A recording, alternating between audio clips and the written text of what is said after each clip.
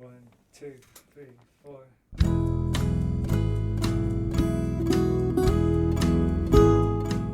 Hello, you're listening to the SKYLIT Books podcast series. We are a general interest independent bookstore located in the Los Feliz neighborhood of Los Angeles, California. This year, because of the coronavirus pandemic, we've had to close our store and cancel in-person events. But SKYLIT is your neighborhood bookstore, and we are finding ways to create community even while we're far apart. In the coming weeks, we'll be putting out lots of new audio content to help you discover new books, connect with authors, and check in with your favorite booksellers. To learn more about how you can help keep SKYLIT alive, please visit our website at skylitbooks.com or check out our social media accounts on Twitter and Instagram. You can subscribe to the podcast on Podbean, iTunes, and Spotify. Thank you for listening and enjoy.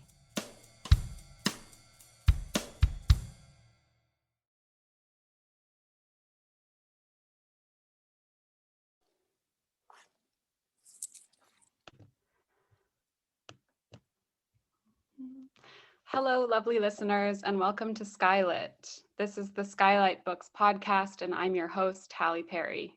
Today, we're welcoming Clare Cox to read from her new novel, Silver Beach, which was the winner of the 2020 Juniper Prize for Fiction. She'll be in conversation with Clare Needham. Before I introduce them, I just want to remind you that SKYLIT Books offers curbside pickup and online ordering on our website, skylitbooks.com. Now, on to the show. Clare Cox is the author of Silver Beach, published by the University of Massachusetts Press. She holds an MFA in creative writing from Hunter College and was a finalist for the Missouri Review Jeffrey E. Smith Editors Prize. Originally from San Diego, she lives with her husband and son in New York City, where she has taught high school English since 2005. Clare Needham is a writer living in New York City. Her fiction and poetry have appeared in The Stinging Fly, Plowshares Solos, New York Tyrant, Grub Street, Burning House Press, Catapult, Bodega Magazine, and elsewhere. She has an MFA in fiction from Hunter College and has received support from PEN America, the Elizabeth George Foundation, McDowell, Yaddo, and the Virginia Center for the Creative Arts. Welcome, Clare and Clare. I'm so happy to have you. Thank you. Thank you.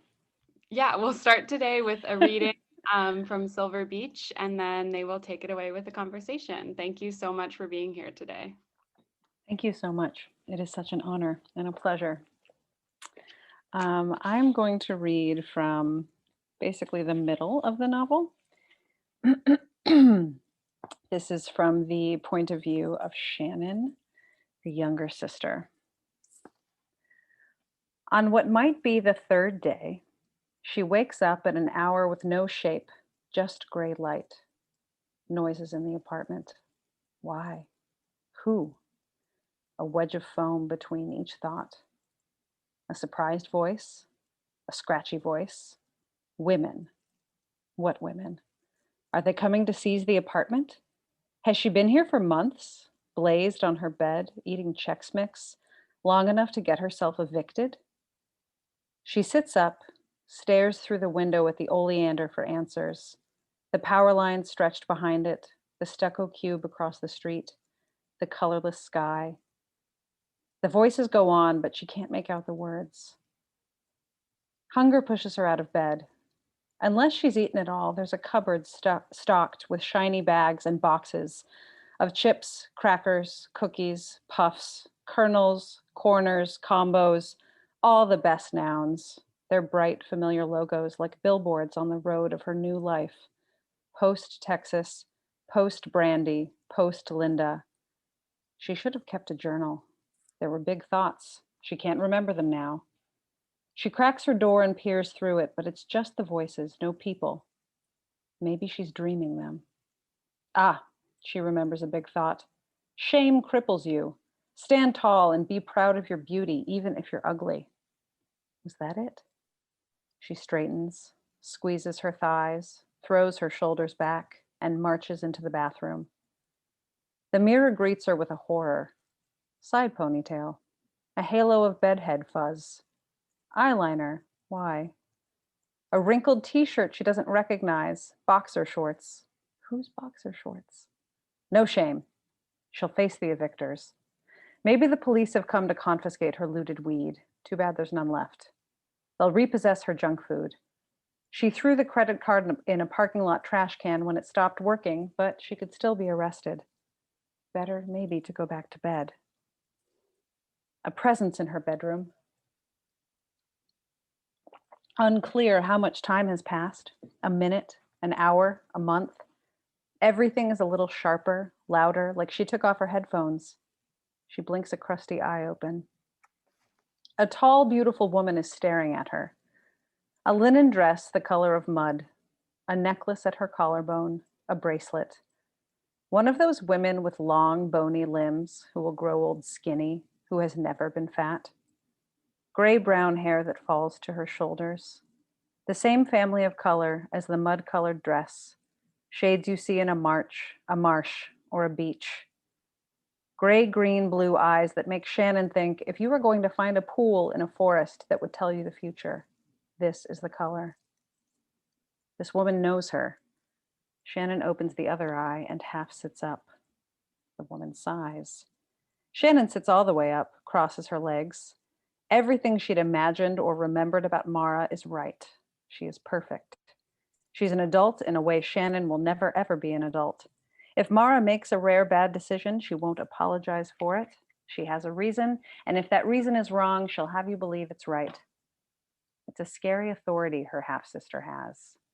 Like she doesn't have to work to be in charge. She just is. She's a teacher or something. That makes sense. Mara looks at Shannon's bed, her floor, her piles. She turns around and stares past the oleander. She's looking for somewhere to sit. She folds her arms around her middle, lowers herself to the edge of Shannon's mattress, and it bends toward her weight. I'm not in jail, Shannon says, surprised at her voice. Mara replies. The pieces find each other and form the corner of a jigsaw puzzle. If Mara is here, her mother is here.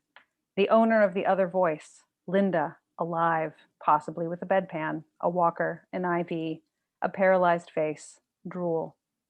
Shannon is not in Tennessee. She's never going to be friends with Brandy again. Her boss at Rite Aid probably won't give her another chance. She'll have to get a job at CVS. How will she work if her mother is drooling over a bedpan? There's no more weed left. Do you need a minute? Mara asks. Huh? Take a shower? Mara looks around, her eyes stabbing the room's little disasters. Shannon remembers her hunger. The snacks are in the kitchen, which is 100 dragon-filled miles from her bedroom. She reclines and pulls her sheet up over her head, wiggling down. With a gentle but decisive hand, Mara pulls the sheet back. Please get up, take a shower, get dressed, eat lunch with us. You can't say no. Shannon would love to find the one person in the world who could say no to this woman. Mom doesn't eat, Shannon says. Sure she does, Mara says, and rises from the bed, tipping Shannon back toward herself. She's a lot better than I thought she'd be. Mara seems neither pleased nor surprised as she lets herself out and closes the door behind her. A moment later, she opens it again. Shannon has not moved an inch or breathed a breath. It's time, Mara says. Thank you for that reading, Claire. It reminded me of how excruciating it is to be alive some of the time. And in Shannon's case, much of the time. Yeah. I thought maybe you could start by telling us a bit more about who Shannon is, who Mara is, who their mother, Linda, is, and how they've come to find themselves together again at Linda and Shannon's house after a lifetime of living apart from one another. Okay. Well, Linda is their mother, and Shannon and Mara are half sisters. And they all lived together when their older sister Allison was still alive. And Allison drowned in the Pacific Ocean when They were all really small. Shannon was a baby and Mara was a little girl. And at that point, Allison and Mara's parents were divorced, and their father lived in Boston, and Shannon's father had come in and already left. And when Allison drowned, Mara's father came and took Mara with him to Boston, and Shannon stayed behind in California, and she grew up with Linda. And so when the book starts, they're 33 and 27, and Linda is on a liquid diet of vodka with pills thrown in for fiber. Pills sometimes. for fiber. Yeah. So she has had a heart attack and she just needs a little bit more help than usual. And Shannon called Mara to come deal with it. And Mara, much to her own surprise, came. And so the novel is what happens when they're together. And this is the moment when they actually find themselves together. Right. And so when you were first writing this story, were Mara and Shannon always sisters, or were they always in your mind as sisters or technically half sisters? Yeah, that was part of the sort of fundamental premise. So the germ of the novel happened when I was listening to an episode of This American Life in 2009. I used to just walk around the city listening to This American Life and hunting for ideas for stories. I found it to be really generative to walk and listen to that show. And I listened to this show a second time because the app was malfunctioning. And as I was listening to it, I remembered how it left me prickly all over. Like it was really haunting. And I was really captivated by the possibility of two half siblings being in the same family and growing up in utterly different circumstances and finding themselves as adult in fundamentally different socioeconomic positions and having a different sense of themselves in society and different levels of precarity and different senses of what's possible and a different sense of what a parent represents and what counts as stability. Yeah. And so in the story that kind of inspired it, it's called Duty Calls by Josh Behrman, and it's about him and his brother and his mom. But this is, yeah. So the essential dynamic is there, but nothing else is from that story. So how did Allison come into the story or come into your imagination? Allison, the older sister, the golden child, the child that Linda, the mother, loves best, the child who drowns at 9. I actually don't remember. I started this novel 10 years ago, and I don't remember when Allison, I mean, I think she was there from the beginning because it started for a long time with this, what is it called? Is a coda only at the end? Yes. A prologue? Yeah, I guess it was a prologue. It started with this like poetic prologue that sort of like hinted in a very dreamlike way at Allison's existence and, extinction. And how this is the tragedy that kind of set them all spinning on this nightmarish alcoholic journey. But I don't remember when I wrote that. That's so interesting. I mean, it's absolutely true. She is sort of like her death is sort of the origin of the nightmarish alcoholic spinning that never stops. Yeah. Because Linda, I mean, she recollects like she was about to kind of just call it quits and stop drinking and call it quits on Shannon's dad. And then that happened and she just gave up at that point. Right. And so maybe you could talk a bit more about the socioeconomic precarities that Shannon and Linda especially find themselves in, and then the contrast in life and maybe level of precarity that Mara lives on the East Coast in Massachusetts. Yeah. So Shannon and Linda survive on Linda's ex-husband is paying the rent. Um, Linda's ex-husband, we should say, is Mara's is father. Mara's father. And Mara doesn't know that all these years her father has been paying Linda's rent. Neither of them do. Neither Shannon nor Mara know, right? No. And Linda gets a disability payment that is she was sort of grandfathered in. I did all this social work research. You can't get disability for alcoholism anymore, but you could when she applied for benefits. So they just have this this really shoddy net of public benefits, and they have rent covered, which is really significant. And Shannon has worked at Rite Aid for a really, really long time, so she makes a little bit more than minimum wage. And she also pals around with Brandy, who has a kind of unending supply of credit card money from her parents. And better weed. Yeah, dramatically better weed. Right. And so that's how Shannon and Linda get by. And Linda obviously doesn't eat a whole lot. So yeah, sometimes it's occurred to me to want to, and I have tried to do the math of whether they actually could get by on this. And I'm not totally sure, but I've also met people where I'm like, I don't know how you get by, and people get by. I had to make sure that Linda could literally survive, literally be an alive person, considering her drinking and her lack of anything else. And that was one of the first things I had to clear up. And I spoke with some doctors, and they kind of laid it out for me. You can survive in this way. This is what your life is like for about X amount of years or whatever.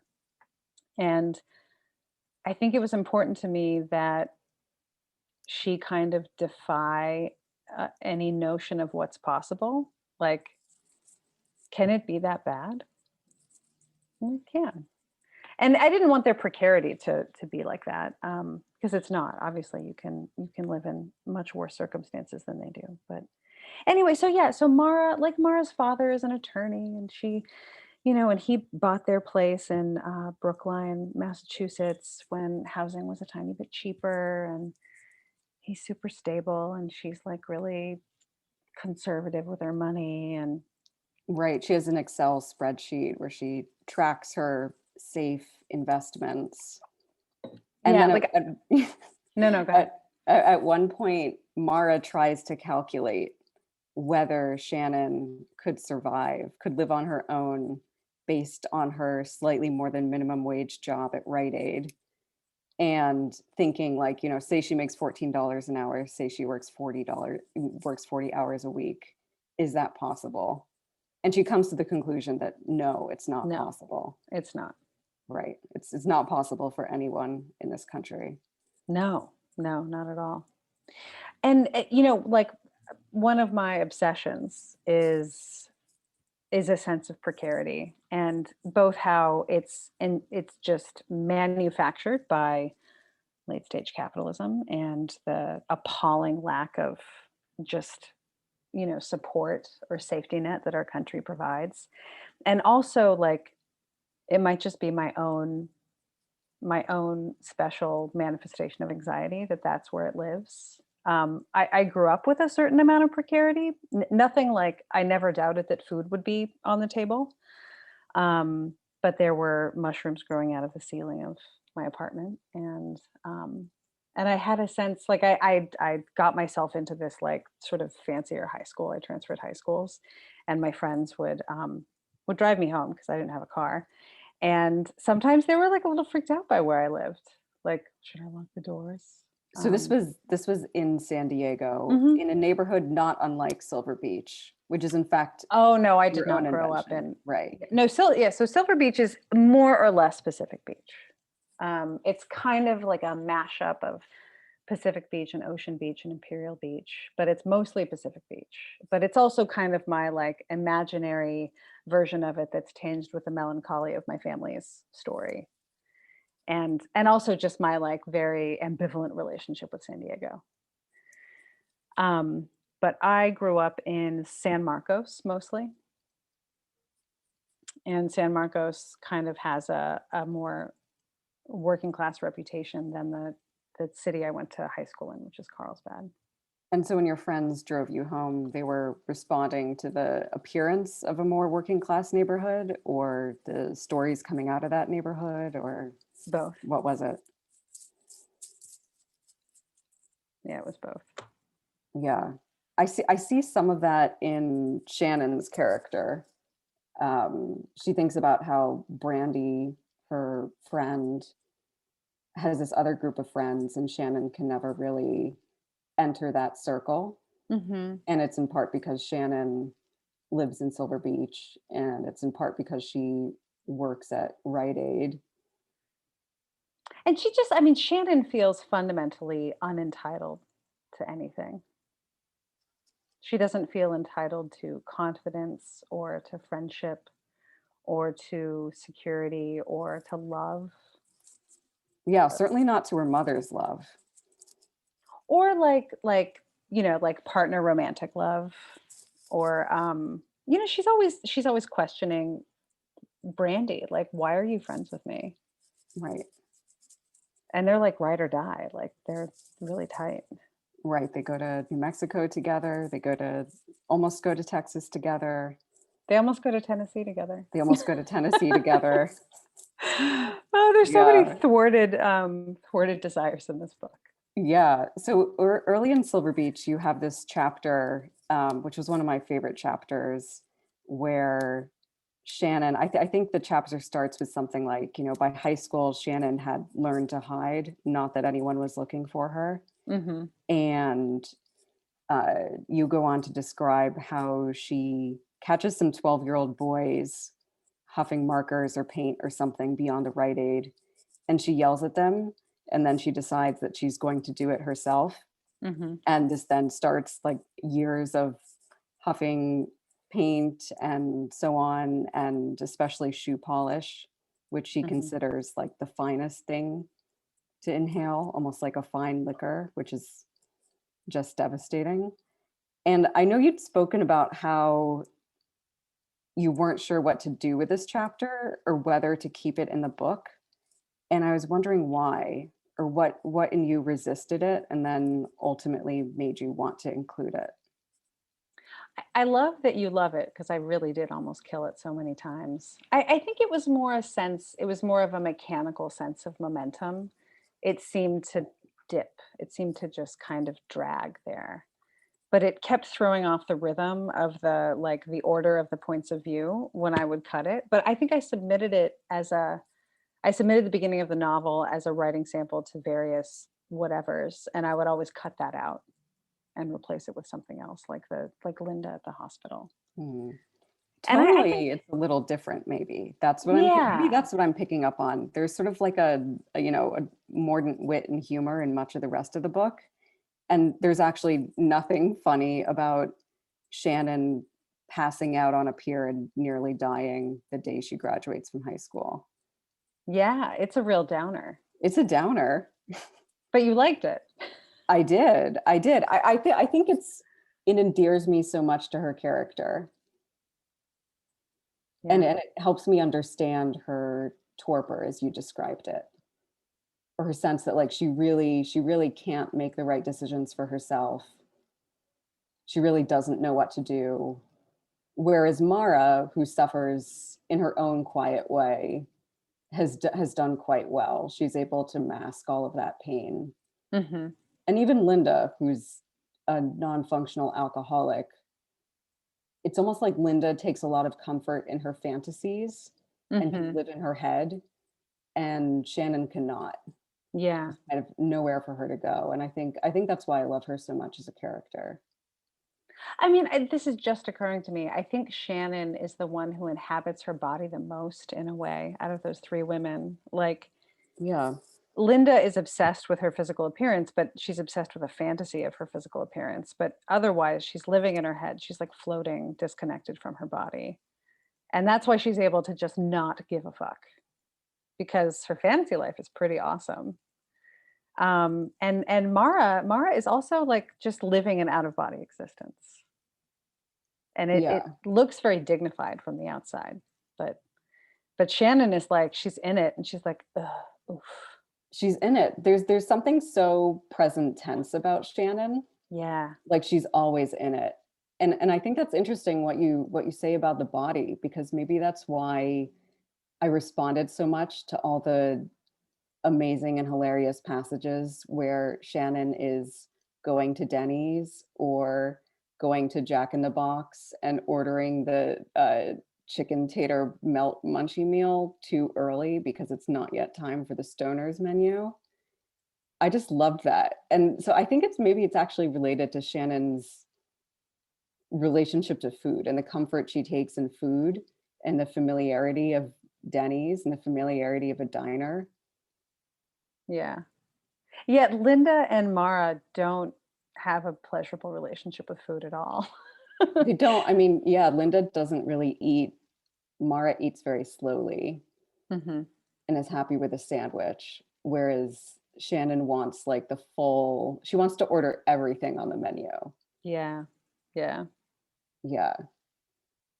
And maybe we could talk a bit about the time you devote to these places that aren't usually described in fiction, or maybe quote unquote literary fiction, Mm. which are the Denny's of America, the Rite Aids, the places where you want to pass through and leave. You don't want to think about them while you're there, and you Mm-hmm. don't want to inhabit them. But Shannon lives in those places. As do we all. We're Yes, all in the outer Las Cruces Motel 6. something Super like 8. that. I almost said Motel 8. I'm like, it's not Motel 8. It's Motel Right. 6.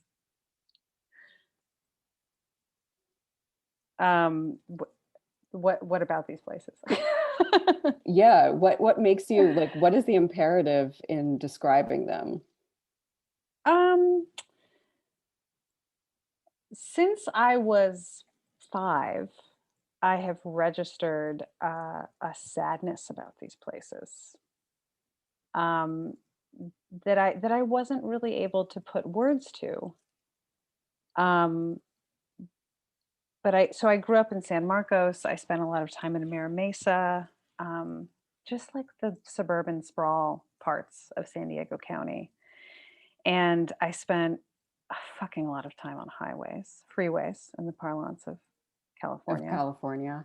Um, just a lot of time running errands and driving and parking in these shopping center parking lots. And I would even like walk to one of these shopping center parking lot spaces when I was like around the time I was 12 or 13 and I started walking around my city. And walking around my city was like a deeply dehumanizing thing to do. Like no one is on the sidewalk and you are completely dwarfed by car traffic and just but not even banality doesn't really capture what I'm trying to say. Like It's the, like a banality laced with horror. I think that's yeah, what's yeah, it's horrific the way these spaces are not designed for human beings. They're not designed to be traversed by humans. They're unlovely and uninviting and uninspiring and depressing, but they are literally all that's on offer. right. And so I just inhabited them all the time. And I was like, why am I so restless? Why do I want to be somewhere else? And why do I respond so kind of like palpably and just deep in my body when I'm in the handful of spaces in San Diego that don't feel like that? Balboa Park, certain parts of like the actual city of San Diego, the parts of it that feel like it's built on a grid, or there's a little bit of density, or you don't have to mash the button to cross the street. It's just the light changes and you can cross the street. Hillcrest, just these like the urban bits. Um, I'm angry about that. I'm still angry about it because it's not just San Diego. It's our entire country, and it's the prioritization of whatever money can be reaped from developing land like that over the lived experience of humans. And I'm just sort of desperate to chronicle it and to just render this unpoetic, hideous mistake that is like the mistake of the 20th century. Well, you do it so well. We feel the sadness of America quite palpably. And maybe the specific sadness of California or of San Diego, which is both like a place of, freeways, a place where you can't walk or where you can't walk many places, but also a place doused in sunshine and a place of mythology. The California, like the golden state of California. Was that important to you while you were writing Silver Beach? How did you conceptualize California? I mean, I think for me it was the dissonance between the dream of California and the reality of driving on a freeway past a jacuzzi warehouse. And I just felt like dissonant. that. I felt like the dream of California was such a lie. That like there are beautiful places, and there's beautiful places underneath the concrete. But even with the concrete, there are beautiful places, but you have to drive to them. Or I would take a bus to them and it would take me like an hour and a half to go not very many miles. And were people surprised that you rode the bus? I often find this is like a very American thing where like people will be surprised that you took a Greyhound bus to Boston. Yeah. I mean, people on the bus weren't surprised, but right. Certainly in high school, like it was a super weird thing to do because I went to a high school where the kids had their own cars. And it was just like, again, like since it's not a walkable place, you're kind of stuck. So it was important to me to write about that dissonance and that deep ambivalence and what I guess like it comes from a place of anger, this anger at like this wasted cityscape. Like if we're going to have a built environment, why does it have to be so shitty? And not like it's not like an animating part of the plot of the story, but it's there. And so that like it's just kind of a it's a tone in the book. It's not really a plot point. Yeah, and I feel that it goes back to Shannon. I feel like Shannon is kind of like the canary in the coal mine of late capitalism in America. Her despair, and also in some ways her muted despair. She can't find the language to be angry about it. And maybe she will, maybe she won't. Totally. Yeah, like that sense of like something obviously being shitty, but everyone around you is like, this is great. Do you think that's a Californian thing? It's definitely something that is present in California and that really drove me crazy. Like, isn't this great? There's no weather. Isn't the weather great? Like, no, it's boring and it's too much sunshine. I mean, it's obviously beautiful, but the weather was not something that moved me growing up. I'm actually very moved by the seasons. I like that they kind of push you around out here.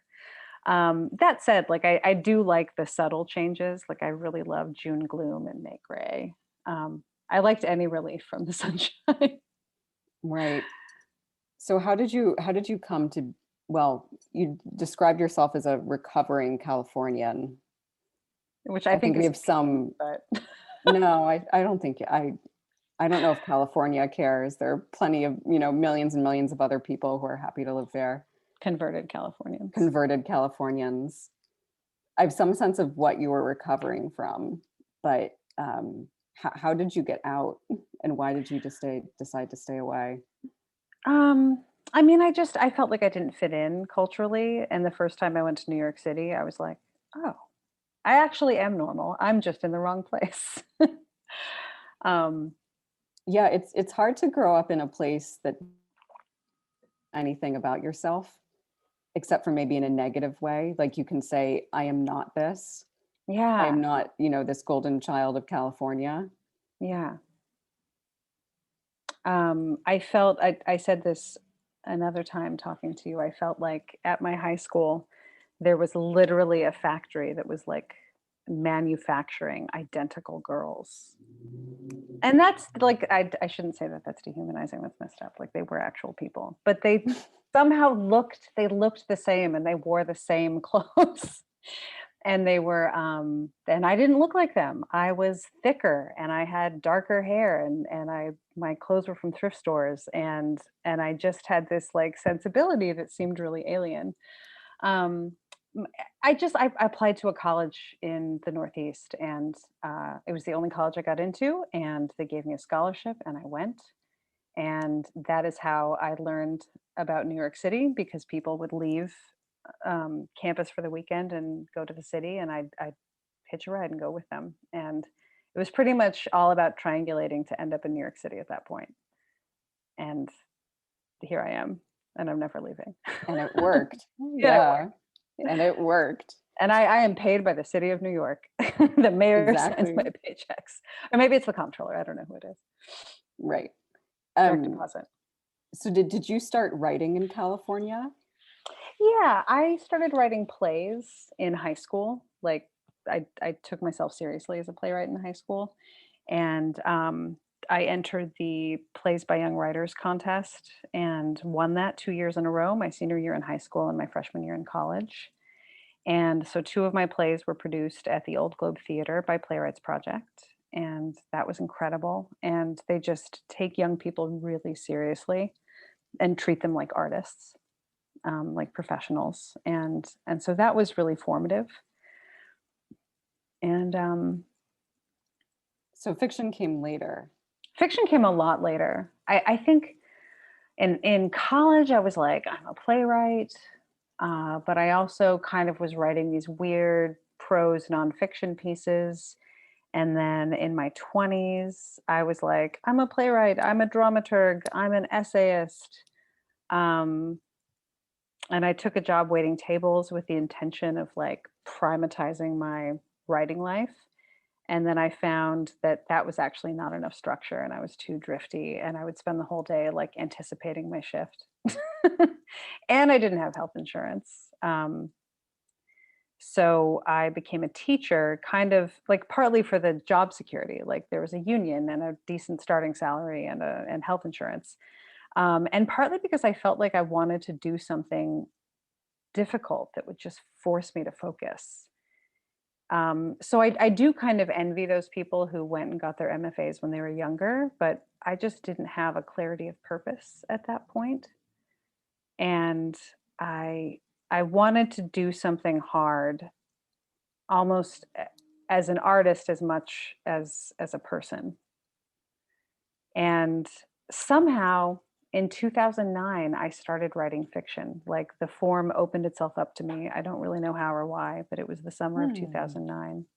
What were you writing about in 2009? I mean, I started this, or I started this soon after that. I was writing like just these kind of like interlude slice of life pieces, people who were experiencing some degree of alienation and felt misunderstood by other people. And so in its earlier form, Silver Beach was a short story. Yeah, only because I didn't know what it was, and I didn't know how to write a novel. And then what allowed you to open it up and make it a novel? Well, at Hunter, Colin was like, "You're all writing novels," and I said, "Okay, I guess I'm writing a novel." And that was all I needed to like decide that it was a novel. And I'm much more of a long writer, so I didn't need much of a sense of permission to write a novel before my sensibility just kind of took over. I find short stories much more challenging. I do too. I think it's a different rhythm, and I don't understand what they contain and why, in some ways, why you would want to contain something. It always seems like it could have a longer life Mhm. They're very mysterious. They I can't are. figure out what makes them tick. I think I've written 2 that I feel decent about, both of which you've read. We didn't say that we're in a writers group together, but we are. Oh yeah, we formed a quarantine writers group. I haven't seen you in person since, oh no, I saw you earlier this year. I was going to say I haven't seen you since 2019, but that's not true. Oh, I yeah, saw no, you that's right true. before you moved uptown. Right, right, right. In Yeah. the rain. Yeah, in the rain, in the season, in the I haven't cold, seen wintry season. Yeah, I haven't seen you unmasked since, our night at the bar with the writers. Right, Oh, right. that was great. Yeah. What were we talking about? Short stories Short and why stories, we can't fuck. write them. Yeah. Yeah. They're really mysterious, like you and I were talking earlier about, how many times we've both run to the bookshelf, pulled off Alice Munro, tried to figure out what she is doing so that we could do it ourselves, and you can't do it, my friend. It's No, impossible. you can't. I mean, Alice Munro, it's in some ways her short stories are always like novellas to me, and in some ways because they're often about similar people in similar places, it seems like it's one giant meta Yeah. novel about, women in Canada in this particular time. Um, Yeah. and that sort of like very local theme being universal. But you do pull off this Alice Munro trick at the end. We won't give it away, but in my opinion, you do the sort of uh, classic Alice Munro thing where you have a paragraph set at some point in the future that somehow just opens the world of this novel even more. And you have an Alice Munro like disappearance as well. Mm. I don't know if you've marked on the number of stories she has where characters leave, they No, run away, they disappear. you're totally right. Yeah. How Um, did you do it? How did you, I mean, I know since you wrote this book over a number of years and you had um some of its elements were always there. And then you had, as you told me earlier, a completely different second half at one point. a horrible maudlin second half. How did you get rid of it and then write something so much better in its place? I don't know when, I don't remember the moment when I realized it needed to go in the garbage. I just know that it had been rejected by an agent, which it would go on to be rejected by like 20 more agents after I rewrote it. But somehow it became clear. I mean, probably because it was obvious. Like it just was really dramatic and kind of forced. Um, and so like I think I felt like it had integrity up to a point, and then I was like, oh, here's where it really starts to lose its mind. And I did something I've never been able to do before or since at that point, which was actually map out what would happen, like kind of per chapter from the middle to the end. This needs to happen, this needs to happen, this needs to happen, and I just need to fill it in. And it was very systematic. And I've tried, I tried so many times to write like plot outlines and be really mathematical about it, and it never ever ever ever worked except this one time. But it was also because I'd already written the novel. So so I did that, and it was just very satisfying. Like I'd sit down and be like da da da da da, like I filled in this part. But Shannon leaving was a complete surprise to me. I didn't think she would do that, and she kind of ran off the page, and I was like, oh, girl, you need to go. Oh, I get it. She did need to go. Do you think of her as the most elusive character, or were there other characters who were hard to write? She's not elusive. I think Linda was really hard to write until I saw Grey Gardens. And then I was like, you can be that crazy and be real. Not that crazy's not the word. You can be that deluded and that outrageous and that wonderful and be an alive person. And she's not an alive person, but she needed to seem like an alive person. She's medically alive for decades. She really is. She's medically alive for decades. She's remarkably hardy. Yes. Do you want to talk about Linda's chosen family? She doesn't like her daughters. She doesn't particularly like her daughters because they're not Allison, Yeah. but she does like her friends. She does, because they're performers, and they they perform femininity, and they live These are the drag queens the of drag Silver queens. Beach. Yeah, of Goldens. They know how to access and live in a sort of imagined reality that they make real, but that's better than this one. And they can dance, and they're fabulous, and they look great. So of course they're friends. I mean, it's awfully kind of them to let her in. But I also think, like, she has this undeniable charisma that you're just like, Definitely. what? What is happening? But like, I'm here for it. Yeah. Maybe to end, we could talk about since this is a novel that is so much about what we owe family or what we cannot give our family, how did that inform the writing of Silver Beach? I'm just super fascinated with the question of what we owe family and all the ways that parents can and always fail. I'm very interested in that sense of responsibility and what happens when it kind of stretches till it snaps. And I couldn't tell you why. And it But does in this it always book, comes and up. it's the stuff of great novels. Thank you so much for sharing your work with us, Claire. And Claire, thank you for your thoughtful questions. Today's guests, once again, were Clare Cox and Claire Needham, and they were discussing Silver Beach. You can order your copy at skylitbooks.com. Thank you so much for listening, and we'll see you next time. Thank you for listening to the Skylight Books podcast series.